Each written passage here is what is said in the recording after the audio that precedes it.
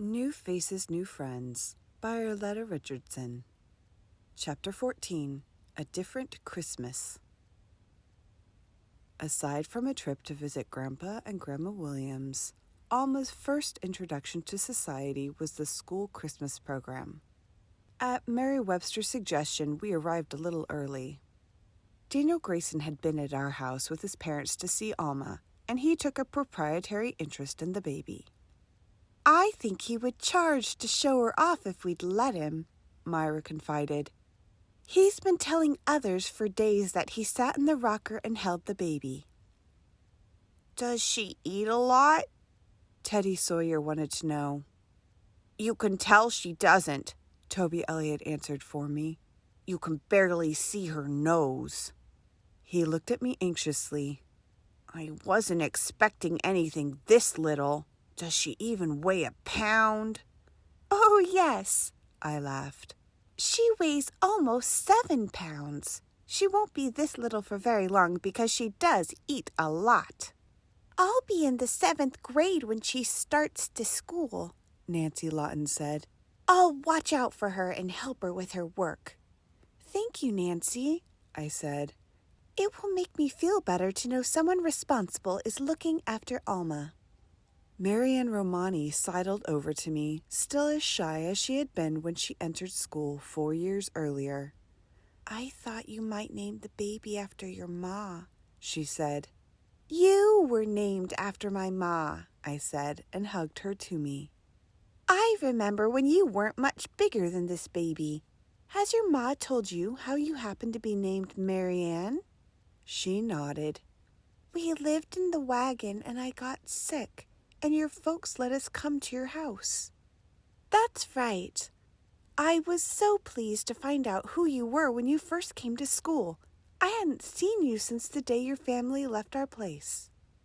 I recalled how upset some of the neighbors had been when Pa allowed a gypsy family to camp in our yard and even invited them into the house. Many had been sure that we would be robbed or worse. Ma and Pa had no such fears, and they were proved right.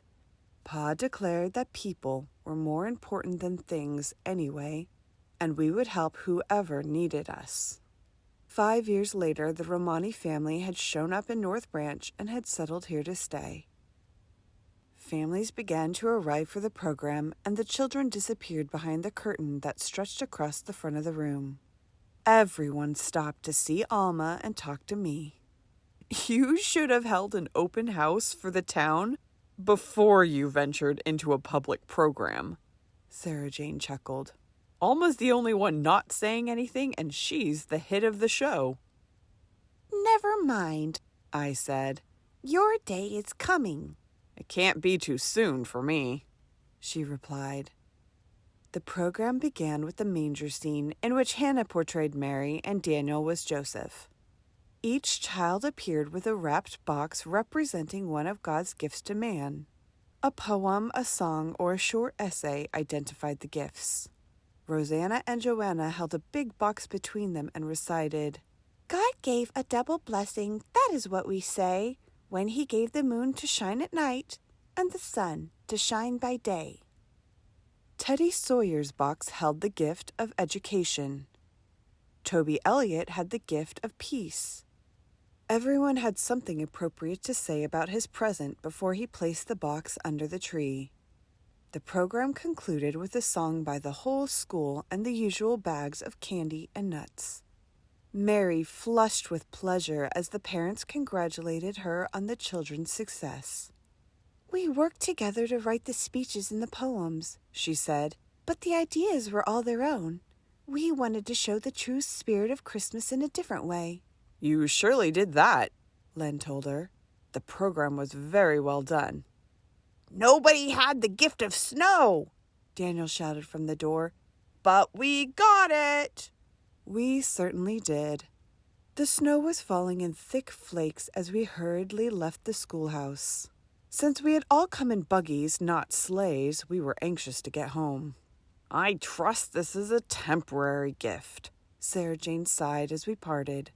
"This is not the winter I want to be snowed in with no human fellowship." The following Sunday was the first service in our new church. Every member who could possibly attend was there, as well as a few visitors. The building was adorned with plain glass windows and simple wooden pews. The pulpit and Bible that had escaped destruction stood on a slightly raised platform, surrounded by the mourner's bench. 2 pews facing the pulpit and at right angles to the other seats was designated as the Amen corner. It was to this section of the church that Zachary Burton made his way. "I'm not going to sit up there and have everyone stare at me all through the service," Gladys declared. "Don't have to," Zachary replied. "But you wouldn't worry so much about being stared at if you knew how seldom anybody does. I can hear better up front, and that's what I come to church for." After the service, Zachary confided to Len. "You know, there's some advantages to being dim in the ears. Now take Gladys. I can't hear half of what she says, and when I do hear, I don't know what she's talking about. But I heard you this morning clear as anything, and nobody poked me in the ribs. It was a very good meeting." With Christmas came another heavy snowstorm. I had a twinge of wishing that I had accepted Ma's offer to go back with her the week before. "You could bring the baby and come home with me now," she said. "Len could come before Christmas and spend a few days. Pa is anxious to see his granddaughter, too." Len had urged me to do that, but I declined. "It would be the worst Christmas ever if something happened so we couldn't celebrate together. I'll wait and go with you," I told him. Now, in spite of being lonesome for my family, I didn't regret my decision. "It's only right that we should begin our own Christmas traditions now that we have a family," I said. "If there isn't a blizzard on Christmas Day, we can get out to visit our friends."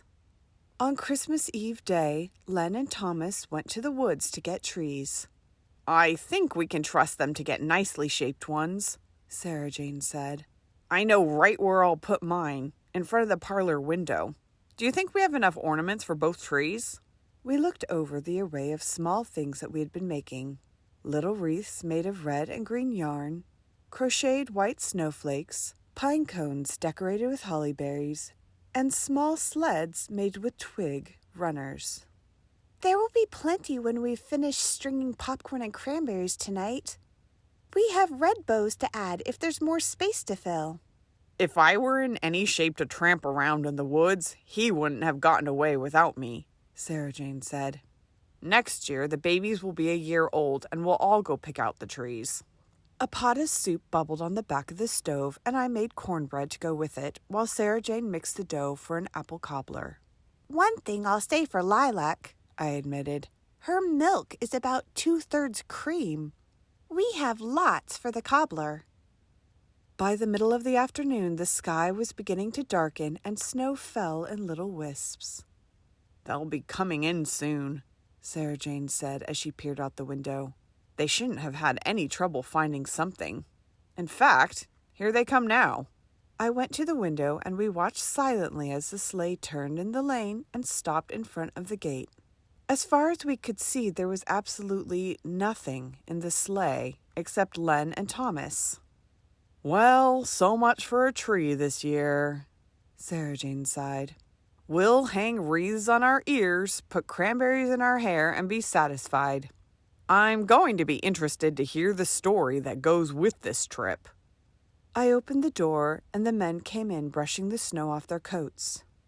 "Did you have fun playing in the snow?" I asked them. "Or did you two spend the day visiting with friends?" "Why, no," Thomas replied. "We just came in to see where you wanted us to set your tree before we lug it in."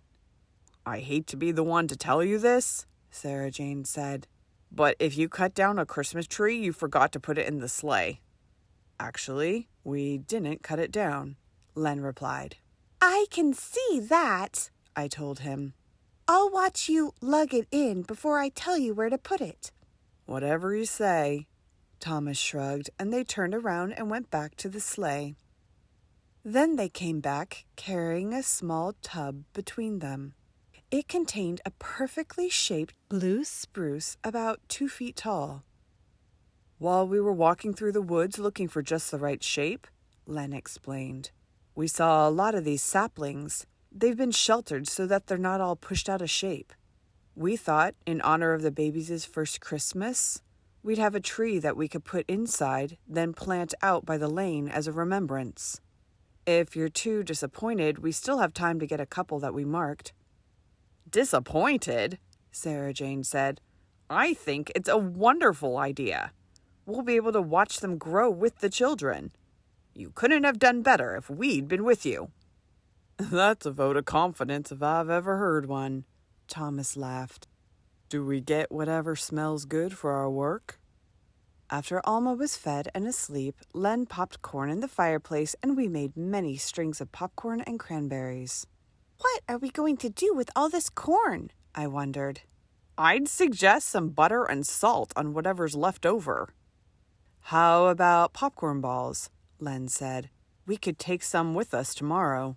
Good. Let's make snowmen out of them for the children. We had all been invited to the Graysons for Christmas dinner, and for the rest of the evening we tried to outdo each other with creative figures made from sticky popcorn. Thomas made a lamb, complete with currants for eyes. Sarah Jane made a pig that sported a curly yarn tail. Len won the prize with a sleigh piled high with candy canes. Daniel will love that, I said. And Serena's not too old to appreciate an animal or a snowman. Christmas morning was cold and stormy, but not bad enough to cause us to miss a delightful day with our friends. Len heated a soapstone for my feet and wrapped a heavy robe around Alma and me. I had already bundled the baby into a woolen bonnet and coat and several heavy blankets. I hope she doesn't smother in there, I said as we started out. She won't, as long as you're holding her right side up, Len said. I was sure that I was, but I unwrapped the layers enough to see her face anyway. The scarf around my face froze almost at once, and the snow clung to my eyelashes. It took less than 10 minutes to reach the Graysons, and Regal seemed to enjoy the trip more than anyone. He pranced and shook his head and snorted happily. When we drove into the yard, Daniel threw open the front door, and the whole family hurried out to meet us. Oh, please, Mrs. Williams, may I carry the baby in? Serena pleaded. I promise I won't drop her.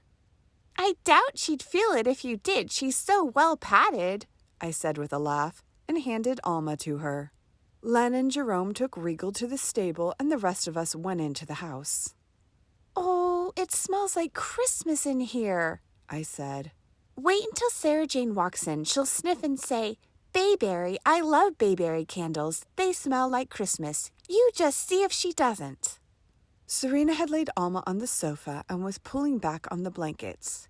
Are you sure you put the baby in here, Mrs. Williams? I haven't found her yet. She was in there when I left home. Keep digging. Here they are, Daniel shouted from his post at the window, and Alma woke up with a howl of protest. She's in here all right, Serena reported, and we unwrapped her as quickly as we could. After the coat and bonnet were removed and Serena was seated in the rocker with her, Alma's cries subsided. She seemed to look around with interest.